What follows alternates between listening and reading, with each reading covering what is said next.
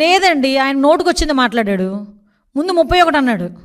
మనం అంత బుర్రలేదు, ఏదో నోటుకొచ్చి మాట్లాడేసి బుర్ర అంటించేద్దాం, తర్వాత వాళ్ళే కడుక్కుంటారు అనే ఫీలింగ్లో ఉంటాడు జగన్మోహన్ రెడ్డి ఇప్పుడు కూడా. ముందు 31 అన్నాడు, క్లియర్గా చూడండి. అది వెనకాత నుంచి కాదు 36 అని ఎవరు ఇంటి ఇచ్చారు. 36 అన్నాడు. 36 రాజకీయ హత్యలు అంట. చెప్పమనండి, ఎక్కడ రాజకీయ హత్యలు ఏమి ఉన్నాయి?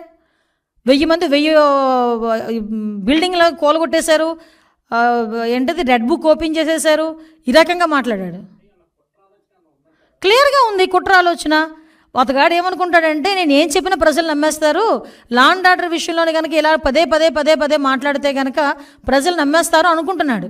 ఏదో రకంగా గవర్నమెంట్ మీద బురద జల్లాలి కాబట్టి, చంద్రబాబు నాయుడు గారి మీద బురద జల్లాలి కాబట్టి, ఏదో రకంగా అడ్డదారి తొక్కైనా మళ్ళీ ఏదో రకంగా సీఎం కుర్చీలో కూర్చుని పోవాలని కలలకు అంటున్నాడు కాబట్టి, ఈరోజు మా మీద బురద చల్లడానికి 36 రాజకీయ హత్యలు, 300 మంది దాడులు, అవి ఇవని చెప్పి ఫిగర్స్